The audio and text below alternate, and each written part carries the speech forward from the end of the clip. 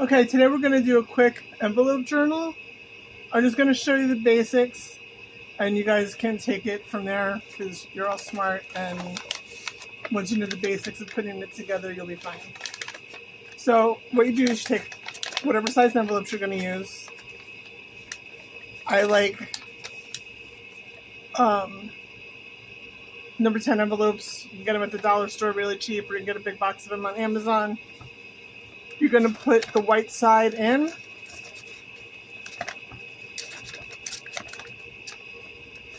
It is going to fit snug. You want it to fit snug. You're going to get your corner all the way to the edge, fold it over, make sure it's all the way in. And you're going to keep doing that for however many pages you want. I personally wouldn't do more than 10 because when you do the fold over at the end, it doesn't close all the way.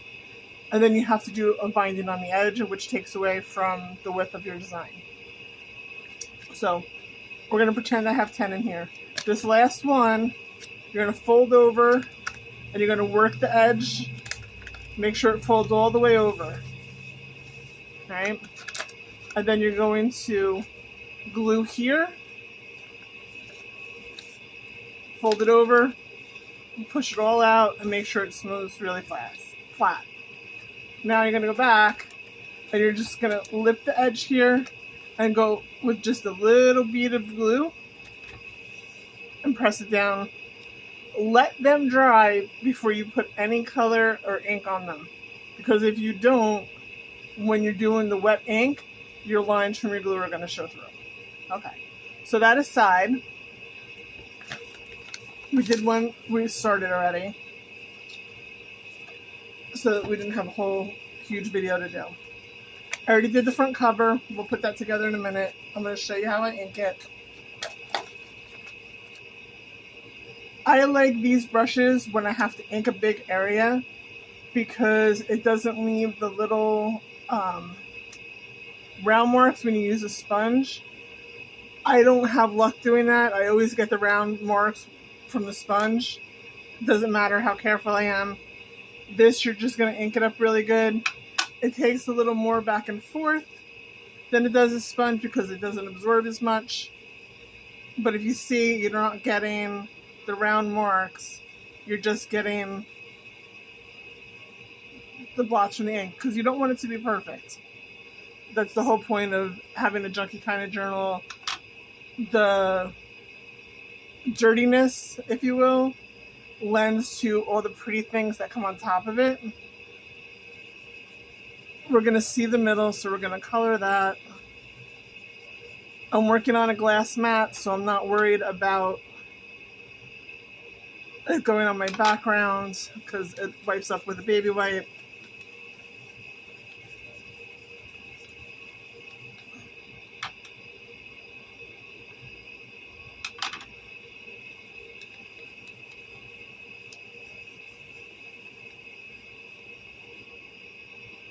Alright, I'm just going to speed this up and finish it real quick. I'll be right back.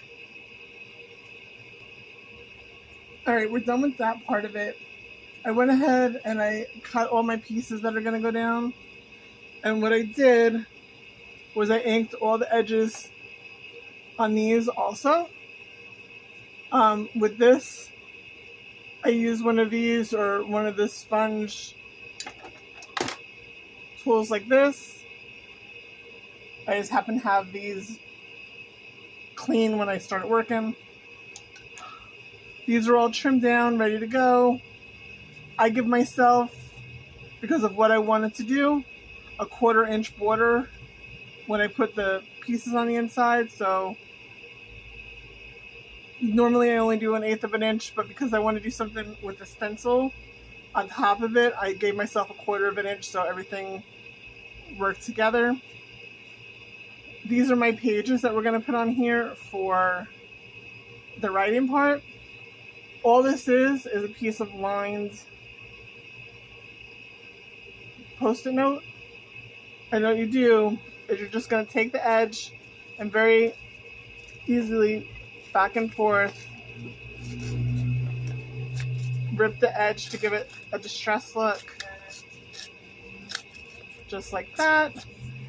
You're going to take your little thing. When I do this, I twist it because there's ink over all of it. And you're not ruining the middle piece with the line, and you're using all the ink. I like my corners to have a little more shade in them. And that's it for that. Now we're going to start putting stuff together.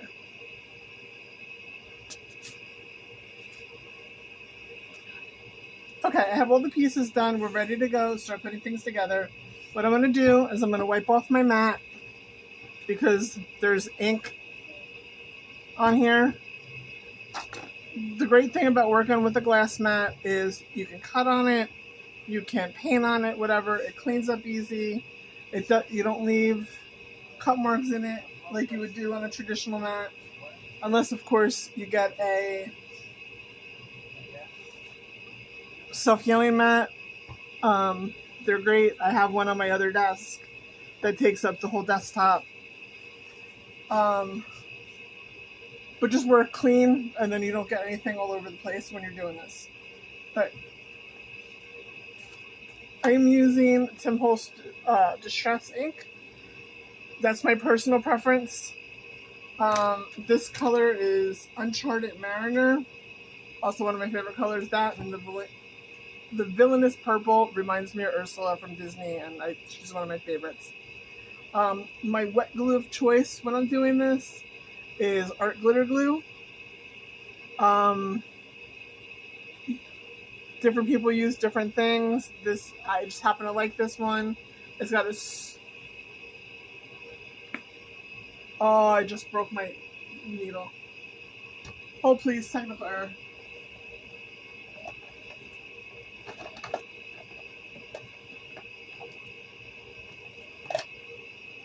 Get the trusty pliers out.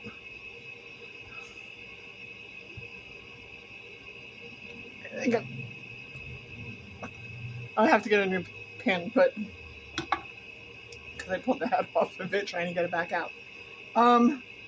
Well, things happen. So this is the Art Glitter Glue. It's got a super fine point, or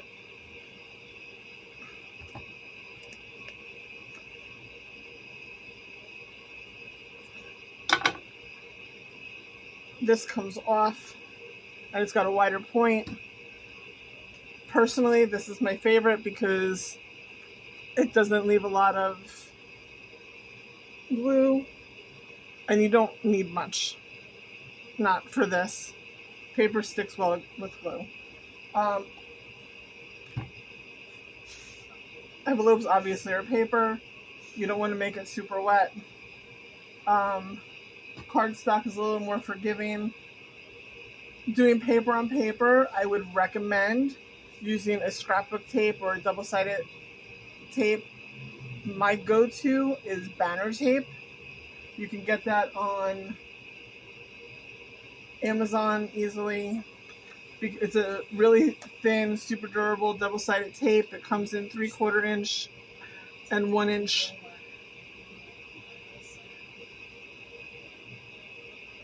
Of course, it's stuck now. Oh, please, technical issues.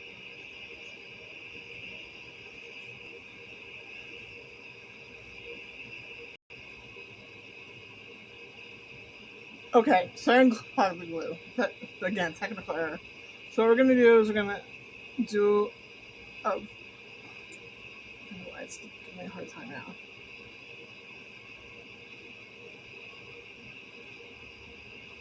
Bead of glue around.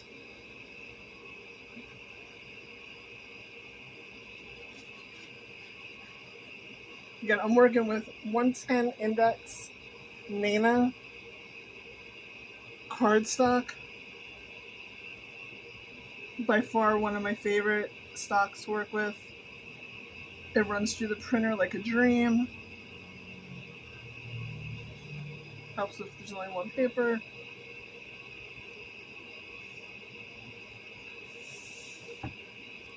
Get yourself a nice bone folder.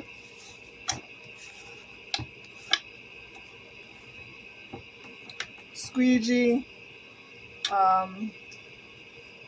Credit card wrapped in a paper towel. Whatever tools you get to work with in the moment.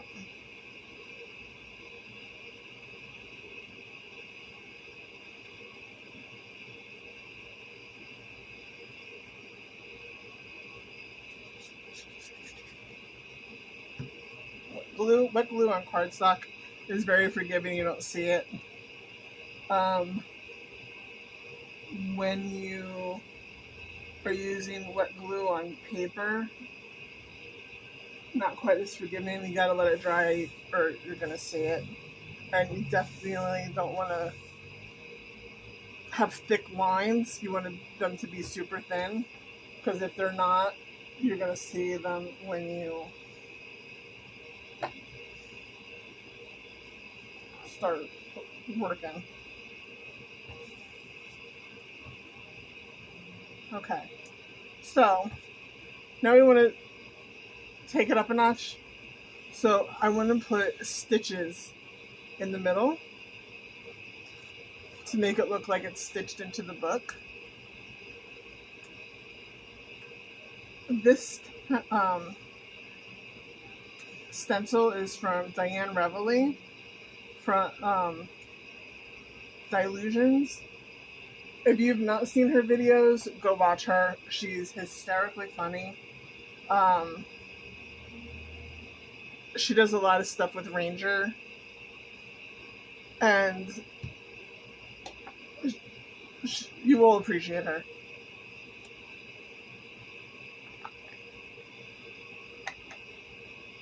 So now I'm going to ink my brush up again. And I'm using the same color ink, but I'm going to go heavier. And you always want to use a brush with a stencil, because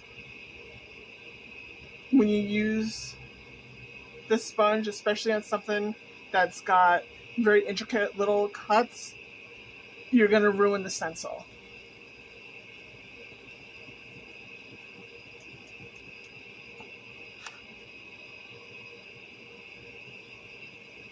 Now, I did this in my original, and I did it before I put the purple paper down, and I lost most of the stitches. That's why I'm doing it this way.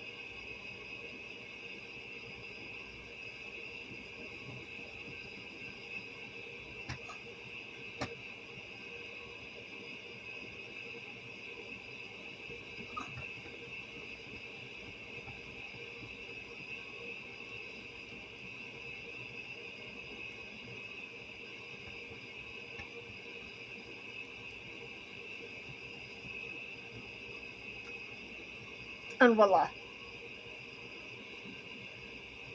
Like I said, just looking to do something a little different. Give that a second to dry. What's great about this is these wipe up so nice with the baby wipe.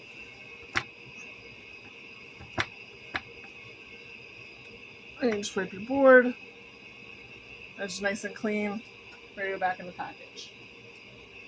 I keep all my big stencils, I put back in the original package and put them in a box so they don't get messed up. Alright, so for these, I'm going to put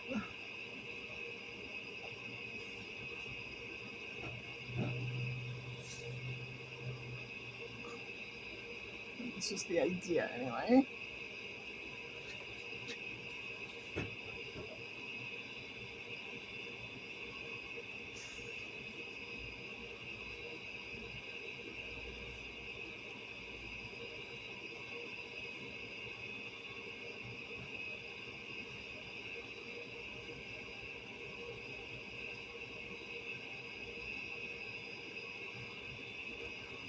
That's what I'm thinking. Alright, I like that one. So we're going to go with that.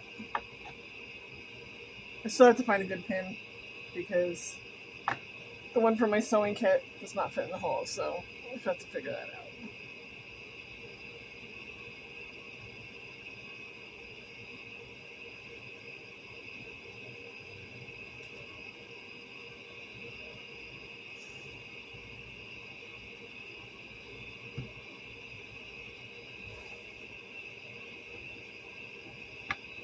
Now, when you're doing cutouts or cut aparts,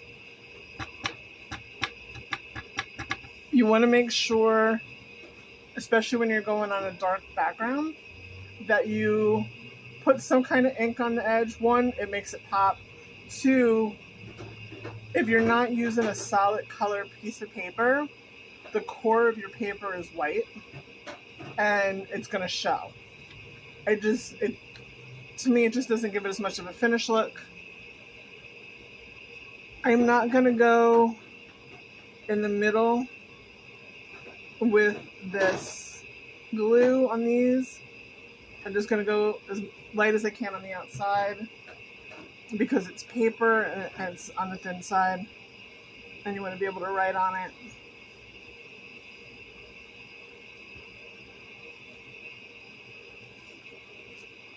And again, in retrospect, looking at it, I should have waited until I glued everything on to put the stencil down the middle because it's covering some of it. But that's it. You know, you live and you learn. And you try again something different next time.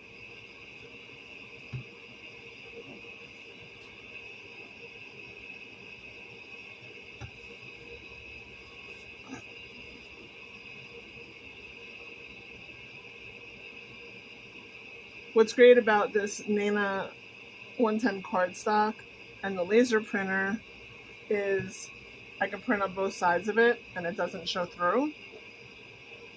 And you don't have to double up on the paper.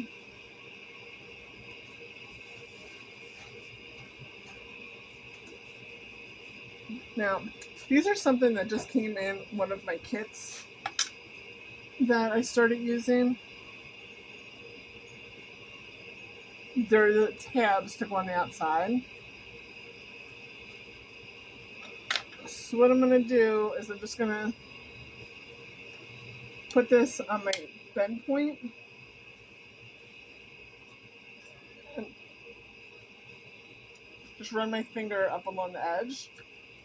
And then I know where it's got a crease. And it creases without breaking the ink. I already did my ink on the edges. I am going to glue, this is cardstock. I am going to glue the whole thing because I want to glue the edges, but I want the middle to stick together also.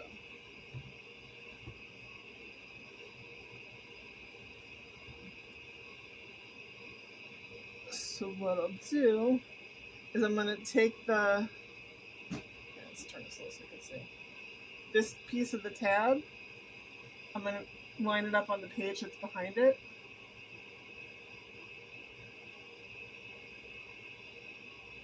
Like that. So that it sticks out.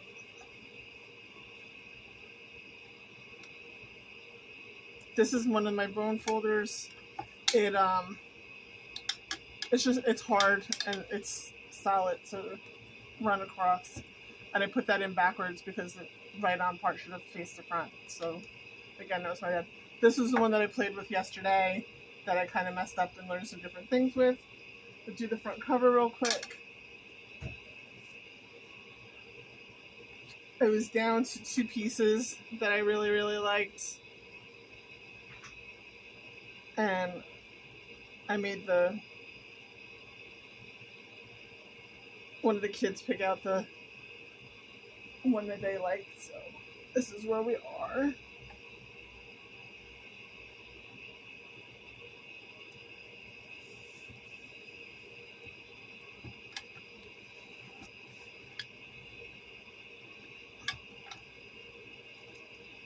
And this says Bewitching Brews. Again, this is all part of a kit I just pulled pieces out of.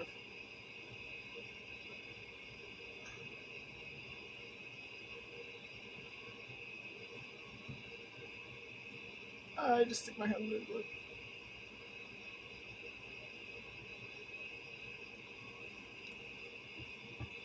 And there you have it. And that is how you put it together. Hope you enjoyed. Talk to you next time.